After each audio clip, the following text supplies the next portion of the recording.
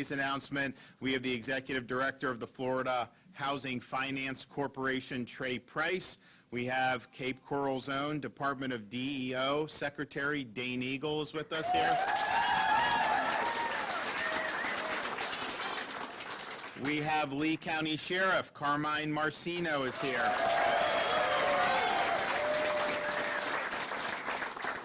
We have from the Cape Coral Police Department, Ashton Wolf is going to be speaking about our announcement. Then we also have a second grade teacher locally, Melba Lugo, who's also going to be speaking about today's announcement. If you look at what's going on in the state of Florida, I just announced on Friday, you know, we've never had a bigger budget surplus, not even close in the history of the state than we have now. And we see kind of like every month, like they say how much revenue is going to come in, and it's been more and more consistently. I think last month it was like $800 million over the estimate of coming in, and so we imagine May, I think we're on track to do well in May and June as well, and that's kind of a testament that the state has been open, we've got a good environment, we have make sure we prioritize things like education, public safety, all these different things. But I thought you go back a couple years ago, people were saying, you know, Florida was going to have the most difficulty because we have a tourism-based economy. We had a lot of challenges with the onset of COVID. But in reality, you know, we've been able to outpace the nation on almost every indicator. If you look, our unemployment rate's 3%. The nation as a whole is 3.6%.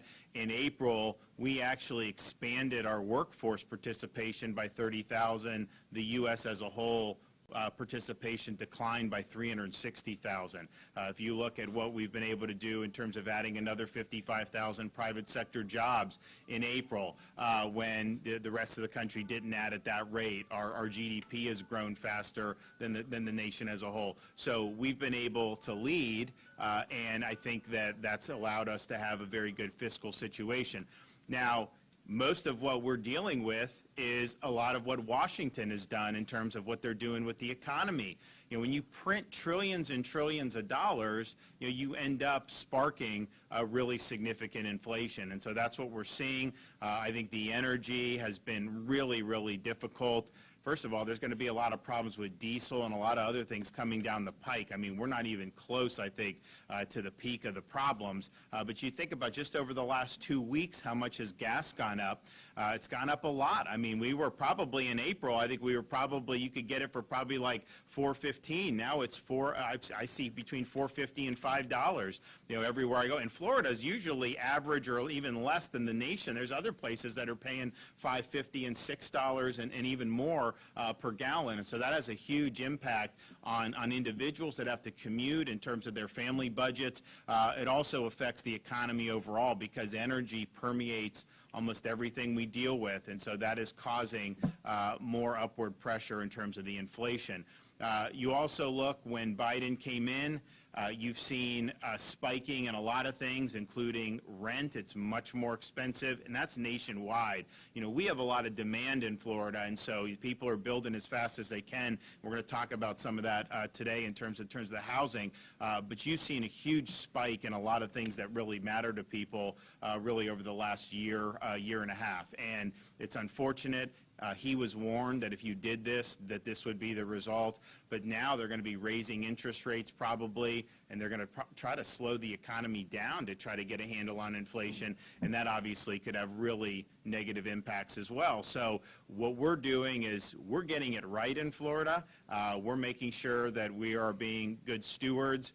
If there is some type of Biden-induced recession, you know, from a budget perspective in Florida, you know, we won't have to really change anything. At worst, I just take some of the rainy day fund and move it in, and we'll continue with public safety, education, environment, all that other stuff. So we've been very prudent. You know, we've planned properly, and I think it's that. Now, particularly here like Cape Coral, other parts of Southwest Florida, I mean, like the whole country wants to be here. And so, and just to be clear, like, you know, some governors are out just begging people to move to their state. Like, I'm not doing that. I mean, I'm happy with who we have here.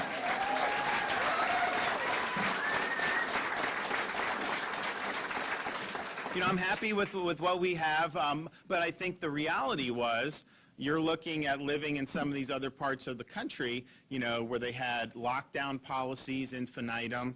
They were denying kids the ability to be in school in person. Those that did allow the schools to be in person, yeah, it's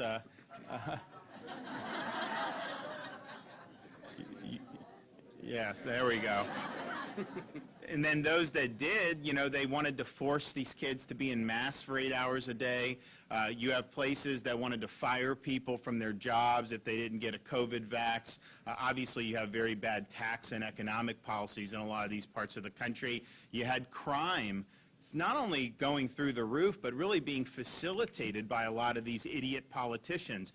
You have places where they literally will not prosecute you. In like San Francisco, you can steal $999 worth of stuff, and they won't prosecute you unless it's $1,000. And so people loot the stores. You see all the homeless, all the crime. You see bail policies where they'll put people right back on the street, very soft on crime. And so that creates a huge problem because people don't feel safe in their own communities. And so there's been a lot of reasons why people are like, you know what? Florida's the beachhead, and they want to come. And so if you're somebody that's owned a home for a long time in Florida, it's a lot more valuable today, than it was a few years ago because there's a demand and people want to do it. So I know people have done well with selling. The problem is you sell. Where do you go? I mean, you still have to do. So that's why a lot of people don't do it. So there's a lot of demand, and I think in terms of housing in particular, some of it's the inflation, some of it's Biden.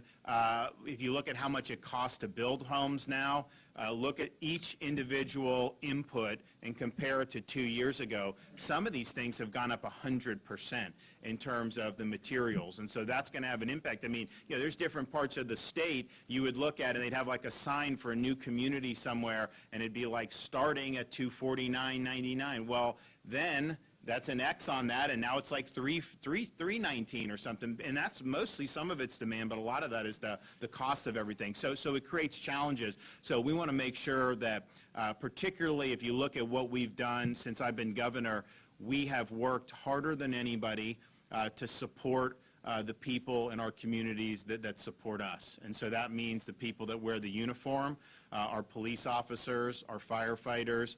This 2021-22 budget, our current year, you had other places that were taking funding away from law enforcement. We did $1,000 bonuses for every sworn law enforcement and fire in the state of Florida.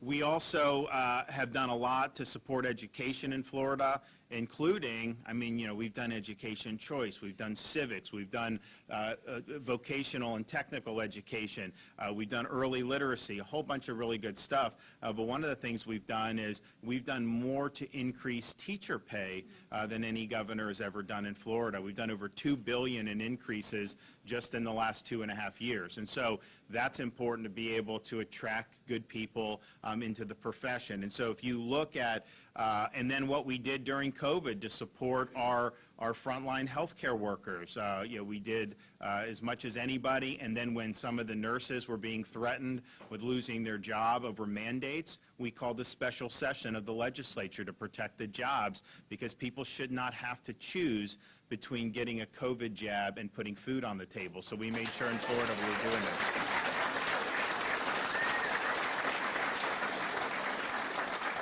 And we saved a lot of jobs with law enforcement, too. They may not have done those mandates here in Lee County, but there's other places in Florida where they may have done it. They tried to do firefighters in places like Gainesville and Orange County, and we were able to save those jobs. And so we're very, very happy about that. But if you look at the communities are growing, that's great, but you need to have these folks as important parts of the community. You got to have people who are willing to wear the uniform for police, fire. You got to have good teachers. You got to have good nurses. All these things are just vital. And so what we're going to do today is really make a good announcement, because the thing is if they want to recruit a police officer to work, say, for Cape Coral Police Department, it really matters if they can afford to have a home home here and live in the community and shop in the same stores and go to groceries and see everybody than if you have to commute from like far away just because you're 45 minutes away maybe is where you can find a home that's affordable for you. So we want to make sure that those frontline workers, people we consider to be hometown heroes, are able to not only work and serve the community, but do so where they're able to afford things like buying their first home. And so what we're going to be doing today is announcing that we are launching a Hometown Heroes initiative in the state of Florida to help these folks achieve home ownership. This is a $100 million program that will provide down payment and closing cost assistance to more than 50 different professions when buying their first home. So that will include all sworn law enforcement officers in the state of Florida, all paramedics, all firefighters, all EMTs, all 911 operators, our correctional operators, probation, juvenile detention officers, our teachers, our child care operators and daycare instructors, and of course our registered nurses and other home health aides and healthcare practitioners. And so if you're somebody that is here serving our community in those vital roles, you now have the ability through our Hometown Heroes program to get assistance to be able to purchase that first home. Now, to honor those who've served and sacrificed for our country, the following will qualify for this program whether they're first-time home buyers or not. All military veterans, all active duty service members who are moving to the state of Florida, and all surviving spouses of deceased veterans. And so if you need assistance, you will be there as well. And if you think about what we're doing in terms of helping with affordability, this is part of it. The bonuses are a big part of it. The salary increases are a big part of it for teachers. You know, we didn't need to do it for Lee County per se, but you know, we have a lot of rural counties, and so in this year's budget, we did a huge amount of money to increase salary for these rural deputies because it's harder to recruit, and so we're doing that. We've also done our retention and recruitment program in Florida, where if they have an opening, how many openings do you have, and do you have openings right now? We got a waiting list, Governor. Oh, you got a waiting list? Waiting list. Okay. Do you guys have openings? We are getting more people. We're growing. So you're fine. We're doing Okay. well. Yeah. You know, some people, so they have a waiting list. That used to be for pretty much any sheriff's department. It'd be very difficult to get these jobs. And over the years, you had more and more that had availability and didn't necessarily have all the flood of applications. But I think what we've done is really help change the narrative in Florida because we've supported the people wearing the uniform. But what we've said in the bill I signed a couple months ago, if you're working in these other places that are treating these people horribly who wear the uniform, they get no support, very low morale. And if you leave from like Seattle and you come to Cape Coral or to Lee County Sheriff, you get a $5,000 signing bonus right at the top. And so that's going to really send a signal that that this is the place to be for safe communities. And I think you've seen a big uptick in interest. I think people want to be here. Part of it, it's a great place to live and everything, but they do know they're going to get the support. And I think if you look about how they were treated over the last many years, but particularly summer of 2020, they're out there. I mean, first of all, you have all these protests against the police. They're saying to defund the police. But that was when people were yelling at you if you wanted to leave your house back then. And then all these public health people were like, no, no, no, no. You're not allowed to go to the beach. You're not allowed to go protest lockdowns, but you can protest the police. That was when you knew all this was such a fraud. I'm sorry, like how these people are. They're partisans.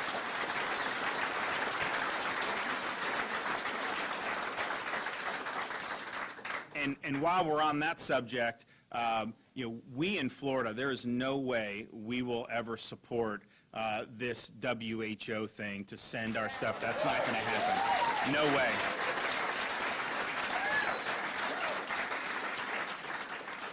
But you saw a lot of these elites advocate very pernicious policies, and part of the reason people want to move here is because we rejected those policies. But they advocated very pernicious policies, including locking kids out of school. And now even Harvard is doing studies showing Florida, there was no increase in the achievement gap between rich, poor, black, white. The lockdown states that kept the kids out of school, you've seen a big increase in the achievement gap. So that's going to linger for years and years and years. And we know that's one of the reasons we do early literacy, and we put so much of a focus in Florida, because if you don't read at grade level by third grade, the chance that you drop out of school goes up dramatically. Well, I think you're going to see chronic academic deficiencies in those lockdowns. I mean, it's hard enough to get this right anyways, even under the best circumstances, but in those situations, they really did a lot of damage. And so those folks really failed the country, but they were actually cheerleading people attacking the police and protesting against the police. And so,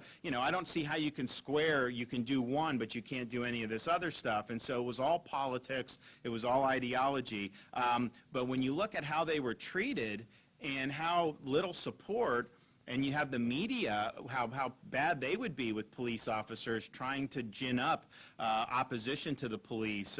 Very significant media outlets like NBC would do this. So it was really bad. And so it's one of the more difficult times, I think, to have been in law enforcement. And then here we were in Florida. We weren't budging on any of this. We were standing strong. We let people know we supported them. We were not going to allow rioting in Florida. We had the National Guard called out the summer of 2020. I had all my state agencies ready to go. And then we've since signed legislation to combat any type of disorder or rioting, to say, you know, what they do in Portland is you can riot and you get arrested, they take your mugshot, and then you go right back on the street, and they do it again and again and again. And so in Florida, we say, we're not playing that game. If you're rioting, you're not getting a slap on the wrist, you're going to jail, and we're going to hold you accountable.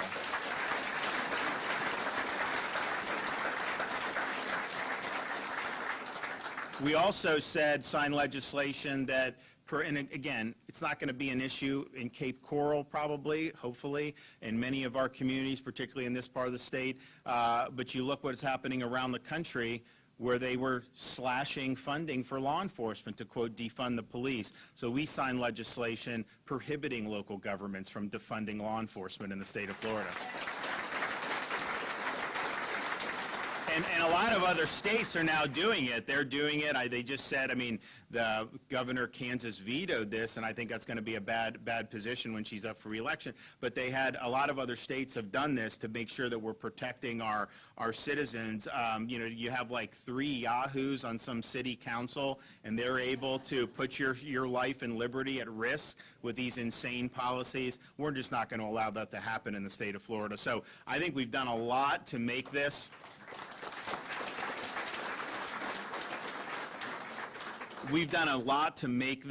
a great place to be for those who are serving our community's needs, and particularly those who are wearing the uniform. And you know, what we did in the bill with the $5,000 bonus, we talk about recruiting the out-of-state because of the morale, but if you're a young person and you choose to go into law enforcement, you're also eligible for that $5,000 signing bonus. So what we're doing is we're showing and saying that this is a valuable vocation for people to do, and I think that that's important as well. Also, scholarships for people to go to law enforcement training, and a whole bunch of really good stuff. So people know they're going to be good. So they come here, any of our folks that are already here, people come get the $5,000 bonus. Then you're able to apply to be a home buyer.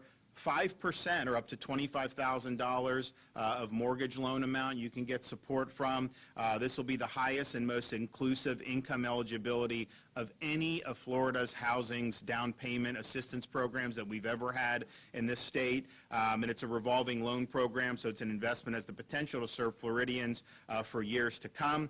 And to make sure that the program is accessible to every eligible home buyer in Florida, there are over 1,000 loan officers receiving training right now as we speak throughout the state. And Floridians, so the money will not be ready until July 1st when the fiscal year starts, but Floridians can begin applying through their lenders on June 1st. So a month in advance, you can apply as soon as those funds are released with the implementation of next year's budget. Then you're going to be able to do that. And so of the $100 million that we're doing for Hometown Heroes, we're also going to be approving a total of $363 million in workforce housing in this year's budget. And so that's the most we've done in a long time, and I think there's going to be a lot of people that are going to be able to benefit from that. So we're going to continue to stand strong for those who support us. I'm really excited about this program. I think it's going to make a difference for Sheriff Marcino's deputies, for for the police officers here in Cape Coral and all throughout the state of Florida. So I want to thank the legislature for stepping up for this, and I'm excited to be a part of it. So we're going to hear from some folks. So first we'll hear from Executive Director, Florida Housing Finance Corporation, Trey Price. Thank you, Governor. Yeah. Thank you so much. Thank you. Thank you, Governor, for your steadfast commitment to housing over the last few years throughout your administration, and to the Florida legislature for following suit and appropriating the largest amount of funding to affordable housing in nearly 15 years. It's really amazing. Thank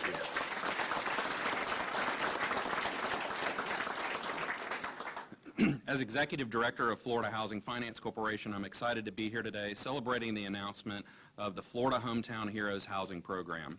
Our team at Florida Housing works with local governments, nonprofits, developers, lenders, and realtors throughout the state to create a high-quality housing solution that assists tens of thousands of Floridians each year. As the Governor mentioned, Hometown Heroes is the highest income eligible program we'll be offering, which will allow more hardworking middle-class families to take advantage of these resources. The program will officially open next Wednesday on June 1st, coinciding with the beginning of National Homeownership Month, an occasion that celebrates the value of owning a home for families, communities, and neighborhoods across America. We're extremely grateful to the frontline workers who've remained committed to their communities during these challenging times, many of whom must drive long hours to work because they can't afford to live in the same town that they work so hard to serve and protect. By helping these individuals bridge the financial gap to home ownership, they'll finally be able to achieve the American dream for their families. Thank you to our lender and realtor participants who have taken the time to be here today in support of this exciting announcement. As the Governor mentioned, we have more than 1,000 lenders throughout the state that are ready to begin assisting Floridians when the Hometown Heroes program launches next week. I'd also like to thank our Florida Housing Finance Board member, Ryan Benson, who is here. Ryan? Hey, Ryan.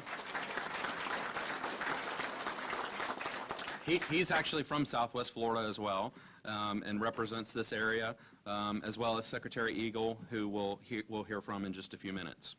Now I'd like to turn the microphone over to Officer Wolf, a veteran and police officer with the Cape Coral Police Department. He's going to share more about his home buying experience and the assistance that he's receiving through Florida Housing. Thank you.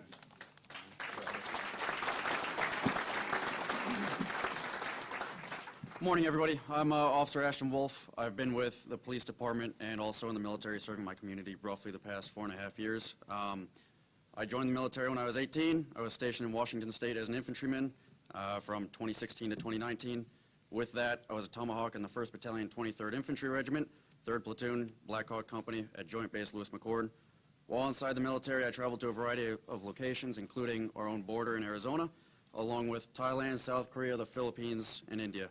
I trained and also was trained by the respective nations' militaries. During the 3 years I was in Washington, I saw it go downhill quite a bit. Started off as a pretty great place to be at. Loved the summers, loved camping and everything like that. Over time, it's slowly, dwindled to what it is now. It's always been in the plan to be a cop, be in law enforcement. However, that kind of pushed me to join, law enforcement a little bit sooner than what I anticipated. When I got out of the military in 2019, I returned to what's my hometown, Cape Coral. I applied to the police department. Luckily, early 2021, I was able to get picked up and had the opportunity to start working for CCPD. They paid for me to go through the academy. They sponsored my way through, paid me while I was going through, and since roughly Thanksgiving of last year, I've been on my own, protecting the community that I grew up in.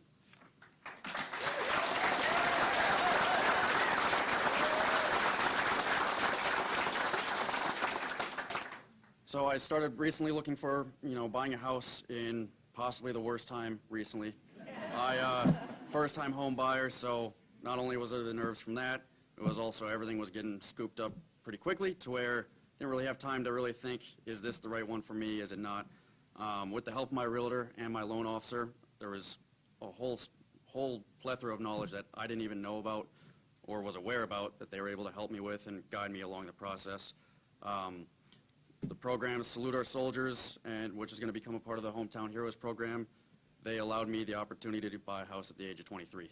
I'm the only person I know at the age of 23 that's buying a home, so it's done great things for me. For me, It's not necessarily about the paycheck or how much I make. It's about trying to do right by the community and in the country that I'm a part of.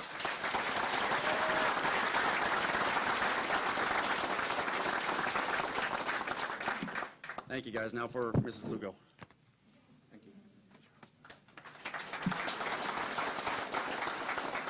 Thank you all. Let me just breathe in. Just have to make sure that I see all of you like my second graders. My name is Melba Lugo. I've been a teacher for 25 years now, 13 years for Charter School USA, and now I'm working for Mid-Cape Global Academy here in Cape Coral. In one day, I changed cities, I changed jobs, I changed apartments, and I bought a house. Thank you for this program. So I want to thank Michelle, my lender. I want to thank all these people that have made this possible. Owning a house seemed like such a distant, far away dream for me. And he is 23, I'm 63. So at this age, you're supposed to be paying off your loan, your mortgage. I am just getting a loan. So, but everything is good. Everything is beautiful when you walk in God's timing.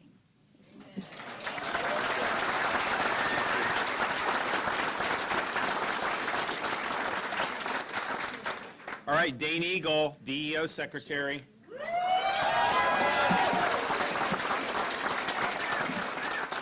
Well, it's great to be back home in Cape Coral. Great to see some familiar faces. On Friday, the governor announced some pretty staggering economic data. Florida's unemployment is 3% compared to the nation's at 3.6%. And we continue to lead in economic growth. Please. We announced that over the last month, Florida's job growth doubled the nation's. We continue to grow in workforce while the nation shrinks, and we are the #1 state for migration than any other state in the nation. They're leaving New York, they're leaving California, where their unemployment rates are still over 4%, and they're coming right here to Florida. That's wonderful. But what does that mean for our home prices? That's great for people who own. I lived in Cape Coral. I worked in Cape Coral. I represented Cape Coral for 8 years. A lot of my friends are in the service industry, or they're our first responders, our nurses, our teachers, our returning veterans, and they're having a hard time buying. So while it's a blessing to have a rising home price while you live there, it could be a curse if you haven't bought yet. So the program that the governor's announcing today is wonderful. It's going to do wonders for our working class citizens. And beyond that, while the governor's been focused on our freedom first choices that make sure that people are leaving other states in droves, as he said, he's not crying out saying come to Florida. They're coming, and it's thanks to his policies in making sure that we are the #1 state in the nation. But beyond that, while his policies are making sure that Florida is leading in economic growth, we are also making sure that like we said, our working class citizens are not left behind. We're focused on affordable housing through our programs at Florida Housing and Finance with Trey Price. At DEO, we have the Homeowners Assistance Fund, and we have disaster recovery to make sure that homes are rebuilt after storms. And you know what? When the federal government stiffed Fort Myers after tornadoes, the governor stepped in and helped raise the money personally to make sure that homes are rebuilt. And when we're not focused on affordable housing, we're focused on the workforce to make sure that they can attain the needs that we have. And the governor's Job Growth Grant Fund, he's touring the state, making sure that we're investing in workforce to make sure that Florida is #1 in workforce by 2030, one of his first executive orders when he stepped into government. So we're going to continue to make sure that we're helping out. And by the way, I know the chief, the sheriff, and the chief are excited about our first responder bonus payments, which we'll be unleashing soon. Again, a top priority of our governor. So under Governor DeSantis, we're going to continue to thrive, and our workforce will not be left behind. Thank you.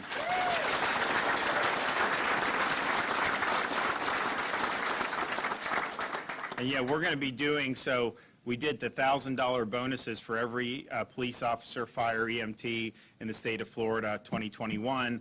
We did it 2 years in a row. So it's in this year's, next year's budget starting July 1st. Same thing that's going to have this money.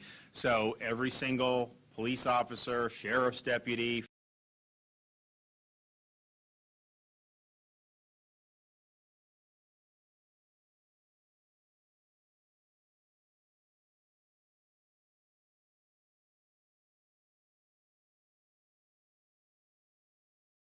we had, in 2021, we set a record in the state for domestic tourism. And a lot of people thought that tourism would really, really suffer, because of COVID. And I think that 2020, obviously there was a disruption, but we ended up getting our feet together, and we ended up doing well in the fall and in the winter. But then the 2021, we actually had the highest market share of foreign visitors for our state than compared to the rest of the country. So we typically would get 20% of foreign visitors would come to Florida. 2021, or most recently, we got over 44% of foreign visitors are coming to Florida. New York is number 2. They were in the 20s. New York used to always be number 1, and we would usually be second or third or fourth. But now we're number 1 with a bullet. And I think the reason is because if you go someplace, you want to spend money to go someplace only to be accosted to produce medical papers at the front door of a restaurant or something? No, people don't want to do that. So they knew Florida was a way to get away from all this other stuff and to be able to be here and do well. And so the hospitality and leisure sector, which was really, I think, the tip of the sphere in terms of what could have happened. And if we had done what a lot of people were saying in these other states, like, this thing could have ended up being in like a years-long depression. I mean, they were predicting that our hospitality and leisure would not even return to normal until like 2024. And so not only did we blow that out of the water, we're doing better than we were even in 2019. And some of the industries that are very sensitive to kind of Fauci policies, like restaurants, our restaurants are absolutely booming in Florida. The reservations are up. Everything's up over 2019 and significantly, not just like 1% or 2%. You talk to some of these folks, some of them are up 40, 50% from where they were even 2019. And so a lot of other places around the country, their industries have not recovered. They're still far below where they were prior to COVID. And so we're doing better. And obviously having things like good policies really makes a difference. And so we're proud of that as well. Now, this Hometown Heroes doesn't necessarily encapsulate those types of workers, but our other programs would be something that they could do. But that's important because people, as good as we're adding jobs, lower unemployment than the nation as a whole, outpacing them, that's great. We still have a lot of unfilled jobs in Florida. And part of it is, if you want to recruit people, they got to be able to live and have a good lifestyle. So this is a great thing that we're doing today, and I look forward to continue to work hard implementing this. And then we also got a lot of other great initiatives coming out of this year's budget. Okay, anybody questions? Yes, sir. Governor, to go along with this, affordable home insurance is a big deal right now. Lawmakers meeting in Tallahassee. Do you think they'll be able to come up with something in 5 days? And can you give us an insight as to... Oh, yeah, no, I think they will. I mean, look, this homeowners insurance, this has been something that's been a problem in the state for a long time. We did do a bill last year. It had some good stuff in it. It did not have everything that I wanted to see. It was the legislature would only yield so much. And so while there were some positives out of that, I don't think it fixed the underlying problems. And so they need to tackle it. I think that they're going to do a really good job because people realize, like, we don't want to be in a situation where hundreds of thousands of people are losing their policies and getting dumped on citizens. There's going to be some stuff in there that is going to be, I think, very positive for individual homeowners. For example, there was a program that had not been funded, I think, in the last 10 years called My Florida Home, which will provide grants for people to make hurricane-related improvements to their house. And then what you can do is you then get a discount on your insurance rates. I think that that's something that will be very good. But they need to also tackle the scamming that goes on in this market. The idea that, like, somehow you have like one shingle off the roof and then some lawyer comes in and then they end up doing this, there's a big lawsuit. That is not going to lead to lower rates for people or even stabilizing the market. And so I think that they need to tackle it. I think people understand that they're going to tackle it. And I think that we should have a very positive outcome because people realize you got to get this done. And it is something where if you're looking to buy in to Florida, to be able to have access to affordable insurance is very important. And we have more perils in Florida than some other parts of the country, and so we kind of understand that. But if you look at the way this market functions and the huge amount of litigation that it spawns compared to every other state, you know, we obviously have some underlying issues that need to be addressed. So hopefully they'll be able to do it, and we'll be able to get a great product. But I am confident that they will. Yes, ma'am. Governor DeSantis, have you considered cutting every Florida taxpayer a check with this record surplus so every Floridian can get immediate assistance in what you acknowledged is a really tough time? Well, we just did a big budget surplus, or excuse me, a big tax cut, the biggest tax cut that we've ever had. So those are going to be implemented as we go. So for example, starting July 1st, you have a full year of no tax on things like diapers and baby clothes.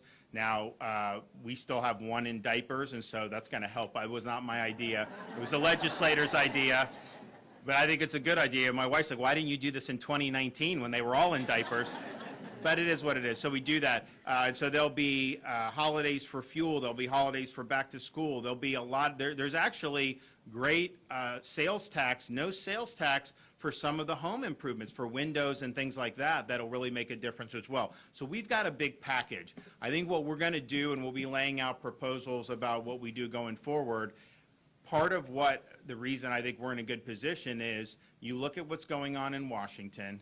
I think most people are looking at these as being very, very problematic times for the national economy and where we could be headed. So we're going to have the ability to provide a cushion for the people of Florida in terms of that. So you're not going to see education get cut, or infrastructure, or our environment, all the great stuff that we've done with our water projects and restoring the Everglades and stopping all the stuff that the Army Corps has done with Lake Okeechobee, discharging water. We want reservoirs to be able to handle that. So we're going to continue doing that 100%. Now, we are going to look to see, okay, here we are. What are we going to be able to do going forward? You got to have some in reserve, and I want to have record reserves, but what can we do to make meaningful differences for taxpayers? And so we were going to be looking at different taxes that we're going to be able to provide relief from. Now, we don't have an income tax, which is great, but that's the easiest thing would be to just cut a rate like that. We'll be looking at things perhaps for homeowners, perhaps some other stuff. So there's going to be a more robust tax package that we're going to be working on. But at the end of the day, I think that we've been very, very prudent. I mean, we've lowered taxes every year since I've been governor, and we have record revenue, even with no income tax, and we have one of the lowest, if not the lowest, per capita tax burdens in the country. So that's really the way you do it.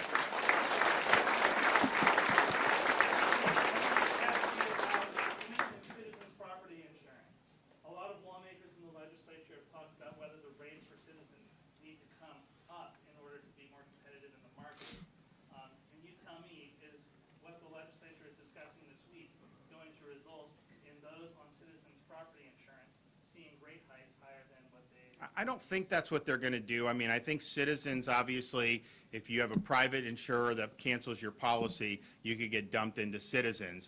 Citizens, the rate is actuarially, below what an actuarial rate would be. We know that. We understand there's problems with it. It's really meant to be a stopgap. It's not the ultimate solution. But I think what they're going to focus on is stabilizing the overall insurance market, making sure that we don't have massive cancellations, providing protection against, for example, with, we've got some of these insurers like USA, they don't do very much in terms of homeowners in Florida. It's a great, veterans love it. It's a great place. I would love for that to be here. So we want to be able to attract more people to be able to offer this for people. And then if someone raises, then you have the ability, on the other hand, to shop around and have other options like you do in other types of insurance. So I think it's stabilizing the private market. I think they're going to do relief for individual homeowners with the improvements that will generate more favorable rates as well.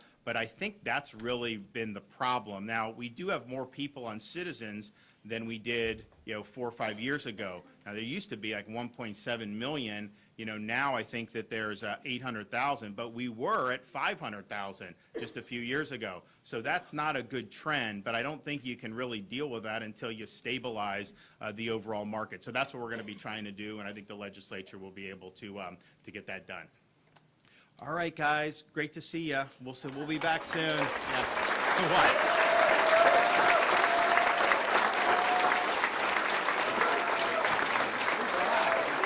Please stay seated.